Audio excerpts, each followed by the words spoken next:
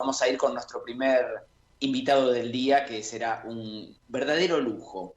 Vamos a hablar de impuestos, ¿no? En la Argentina de hoy, y para eso vamos a presentar al querido César Litvin, tributarista, CEO de Lisicki, Litvin y Asociados.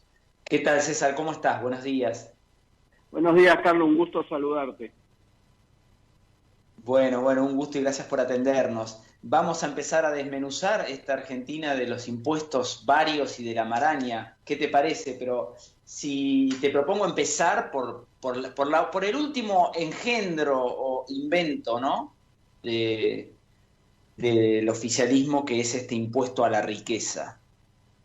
Sí, es importante desmenuzarlo porque hay un relato diciendo este es una contribución extraordinaria y por única vez, y me detengo acá, el contribuyente argentino tiene la piel curtida cuando sale un nuevo impuesto que dicen en situación extraordinaria y por única vez. La verdad que ya es difícil creerlo, ¿no? Sí. Y también se dice, esto es para que los que más tienen contribuyan en esta situación de pandemia. Y la pregunta que habría que hacer es, ¿los que más tienen pagan pocos impuestos o pagan muchos impuestos? Porque seguir sacándole leche a la vaca, llega un momento que va a quedar anoréxica y o directamente no va a querer que le saquen los últimos esfuerzos. Entonces digo, la respuesta es, los que más tienen están pagando ya una carga fiscal exuberante porque pagan impuestos a las ganancias al 35%, porque pagan bienes personales que ha tenido en el último año un incremento exponencial de un 0,25 de alícuota al 2,25 en la alícuota superior, y la verdad es que no existe un impuesto patrimonial en el mundo, primero que son muy pocos los que lo utilizan, y los pocos que utilizan tienen unos mínimos no imponibles muy altos, y la verdad que con alícuotas menores. Entonces, este nuevo engendro, que tuvo varios nombres o varios seudónimos, primero se lo quiso llamar impuesto patriótico, después se lo quiso llamar impuesto patria, después impuesto a las grandes fortunas, impuesto a la riqueza, y ahora se lo denomina aporte solidario de emergencia y por única vez. La verdad es que duplica exactamente el impuesto sobre los bienes personales, grava los mismos bienes que están gravados por bienes personales, con lo cual digo, la verdad que cuesta entender que pase el test de constitucionalidad de esta nueva carga tributaria. Primero, que por más que se lo llame aporte solidario, es un impuesto, porque no es voluntario, porque es coactivo, porque se aplica exactamente lo que se llama técnicamente el mismo hecho imponible, la misma base imponible, y resulta hasta mucho más onerosa que bienes personales, porque bienes personales exime a aquellos tenedores de títulos públicos argentinos o aquellos que realizan depósitos en instituciones financieras argentinas. Acá no hay ningún tipo de exhibición, así que digo, además de ser parecido a bienes personales, es más feo que bienes personales. Sí, Y que bueno, ya es mucho decir, César. Claro, digo, para Pero ponerlo en además de términos que la eso, te gente quiero entienda. poner la lupa en algo que seguramente vos lo podrás explicar mucho mejor, pero que el otro día me decía un amigo. No solamente están las grandes fortunas, que quizás sean de verdad grandes, pero que igual no es justo que se les aplique este doble impuesto, por llamarlo así, sino que muchos quedan comprendidos dentro de este impuesto, personas que no tienen la liquidez, o sea, tienen quizá un campo que con todo el sacrificio de su familia a lo mejor heredaron porque lo vienen trabajando hace tiempo, tienen a lo mejor un departamento que alcanza la suma esa, y vos para pagar el impuesto tenés que vender o malvender, porque no tenés por ejemplo, $50.000 para poner así en un impuesto a la riqueza. ¿Qué va a pasar en esos casos? Sí, sí, no, acá se parte del absurdo de pensar de que la gente que tiene patrimonio lo tiene guardadito físicamente, ¿sí? En su casa, en el colchón, y no es así. Todo ese patrimonio que está alcanzado está totalmente invertido. Y quiero decir algo muy importante. Esa inversión, normalmente, o una parte de la inversión, es la que genera empleo, es la que genera masa muscular a la economía.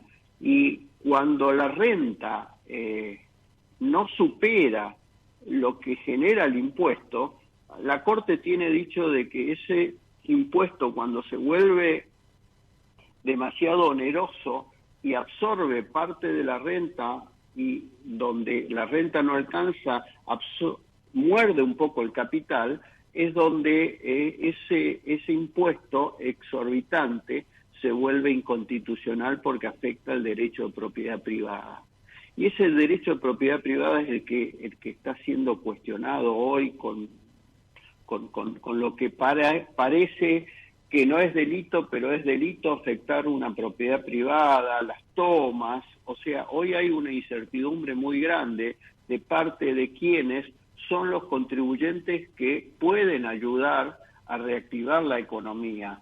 Y la forma de ayudar a reactivar la economía no es creando más impuestos, Carlos, todo lo contrario, es dándole oxígeno a aquellos que tienen capacidad de invertir o tienen posibilidad de invertir, y en lugar de motivarlos se lo está desmotivando, se lo está alentando a que ponga su mirada hacia otros lugares, hacia otros países donde lo tratan con mucho más cariño. Acá hay un problema de competitividad muy importante. Aquel que tiene grandes fortunas y que son los verdaderos creadores de empleo privado, son los que están mirando hacia el otro lado del charco, hacia Uruguay, que los recibe con los brazos abiertos, que los recibe con una dispensa de impuestos sobre los activos fuera de Uruguay de 10 años. O sea que aquel que se fue a Uruguay o se va a Uruguay deja de pagar bienes personales al 225, dejaría de pagar este aporte solidario en principio por única vez, pero con posibilidades que sea por muchos años más, y con eso, vive en Uruguay. Y lo que tenemos que hacer es alentar los capitales, alentar las inversiones, porque si no se forma lo que se llama un círculo vicioso. Más impuestos es menos inversión es menos empleo es menos consumo. Esto genera más pobreza, esto genera más planes sociales y esto genera más gasto público. Y paradójicamente, vos me lo explicaste alguna vez, por la famosa curva de Laffer también implica menos recaudación. Y claro, la única forma de aumentar la recaudación genuinamente, cuando la presión fiscal es muy alta, es con más inversiones, y esa mayor inversión se genera normalmente por una baja de impuestos, o por lo menos de un sistema tributario razonable, justo, equitativo, y que no sea con impuestos exorbitantes como existe hoy en Argentina. Me parece que el debate que se requiere hoy es decir, bueno, a ver, ¿qué gasto público queremos tener en la Argentina? ¿Qué le vamos a exigir al Estado en cantidad de bienes y en calidad de bienes sociales? Y en función de eso, ¿cómo vamos a financiar? Porque ya sabemos que la fiesta genera una resaca y después hay que pagarla.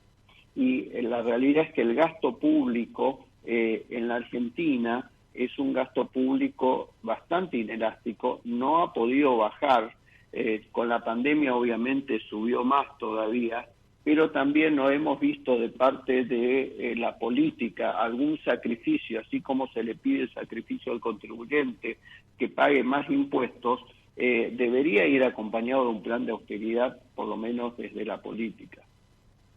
Sí, uno de los tantos planes que tampoco se conoce. César, te va a hacer una pregunta a mi compañero Lionel Paredes. Le doy el pase a él. Hola César, buenos días. Hola Lionel, ¿cómo estás?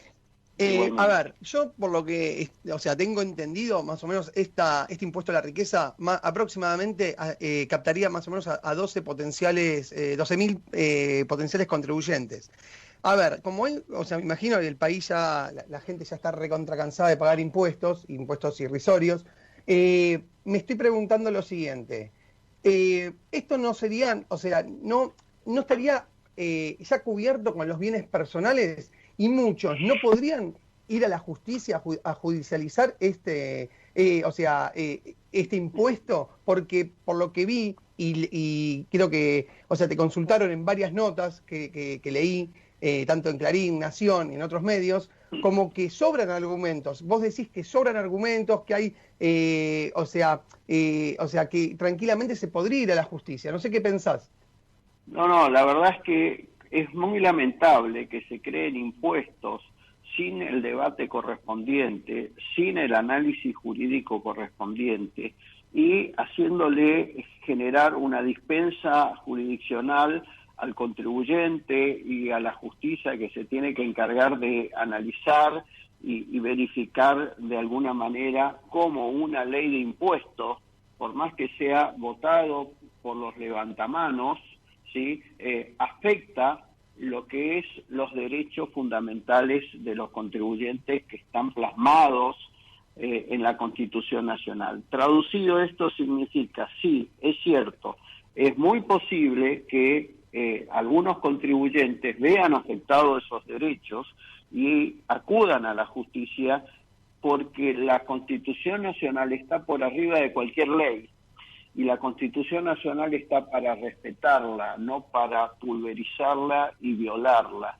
Y la Constitución Nacional establece derechos a los contribuyentes que actúa como contrapartida, como un dique de contención ante el avance arbitrario que puede tener el Estado sobre los contribuyentes. Y justamente esa Constitución está inspirada en lo que es la protección de los derechos de propiedad privada, la protección de cuando un impuesto en forma retroactiva también afecta el derecho de propiedad privada. Es como, lo doy en un ejemplo claro, es como que vas a un restaurante, consumís, pagás la cuenta y dentro de 2 días te llaman a decir, mira, la verdad es que lo que te cobré no me alcanza, necesito más plata, te cobro un adicional. Bueno, la Constitución prohíbe eso, porque están afectando derecho de propiedad. Cuando se pagó un impuesto de acuerdo a la alícuota vigente en ese momento, por ejemplo, bienes personales, y después viene el Estado a decir, no me alcanza la plata, quiero más plata, te voy a cobrar un adicional más, pero eso está totalmente protegido por la Constitución Nacional. Creo que con este ejemplo se puede entender muy bien. Totalmente, sí, sí, muy claro. Y te voy a pedir otro ejemplo, César. De países, saquemos los nórdicos, que siempre los ponemos como ejemplo, bueno, son como el alumno destacado de la clase.